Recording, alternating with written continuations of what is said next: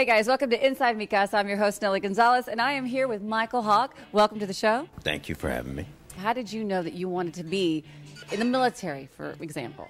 I needed an education, and the only way a poor boy like me was going to get an education was going to the military. I was fortunate that at the time the Army allowed 2 people per month, I think, to get in without any high school or GED if they had a good score, and I had a good score, so they allowed me to get in, and that changed my life. And one thing led to another, and they kept offering me, hey, do you want to go to Ranger School? Do you want to go to Green Beret School? And I'm like, yeah, like a dummy. And before you know it, I ended up doing all these crazy different things in special operations, and that's how I kind of ended up getting in. When you joined the military, and how did you decide, or how did they approach you about being a ranger or in special ops? You see, I went in, and being sort of a hooligan, the only thing I knew is like, when I get out, I'm going to get a job. What job do I know? Well, cops. Cops are always chasing me, so I'll be a cop. So I want to be a military policeman. Well, at the time, they had a height requirement, and I was a half an inch too short. And unbeknownst to me at the time, I was really heartbroken, but that was a life changer because I couldn't be an MP. They said, well, hey, we can be a radio operator. And, oh, yeah, well, they got this airborne option. I'm like, okay, that's cool. What about this Ranger option? I'm like, sure, why not? And what about this Green Beret option? I'm like, I'll put it all down there. So I had no clue what I was getting into. And then I got my come to Jesus moment when I went to the Green Berets, and the training was exceptionally tough. We had 63 guys in my class, only 3 graduated. So the attrition rate's kind of high. And that started my road. That was kind of like getting my learner's permit to start really learning about the world. So tell me about the training and how did it impact you, and did you just almost change your mind at that point? Great question. Little bit of backstory. The special operations, okay, Army, Navy, Air Force, Marine, they all have someone who does something that's special. So for the Navy, it's their SEALs, okay, they're underwater demolition expert, commandos, seagoing commandos. Same thing, Air Force has pararescue guys. They are parachuting paramedics that go rescue a downed pilot anywhere in the world. So it's a special operation.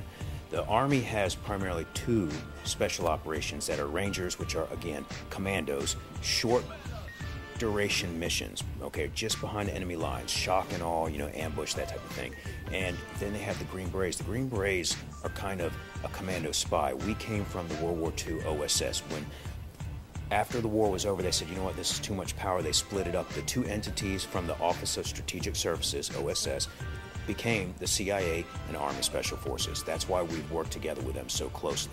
So the Special Forces training is a 3-year program meant to be a pressure cooker. Any day, you could make it 2.5 years and somebody could say, you know what, you didn't do that well, we don't think you're the right cut of cloth, you're done. We're a fire and forget mission. Our primary role, drop us behind the lines, we link up with the locals, we win their hearts and minds, we lead them, and then we let them get rid of their oppressive regimes. Our motto is to free the oppressed. That's what we do. And so they put us behind the lines. It's like, you don't get supplies. We don't know you. We don't own you. What you get is what you take from the enemy. So we have to be aggressive.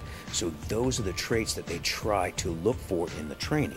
And that's why the training is so long and so difficult. And you're talking, you go long periods of time without food, long periods of time without sleep. But the trick is, it's not just physical, it's constant mental.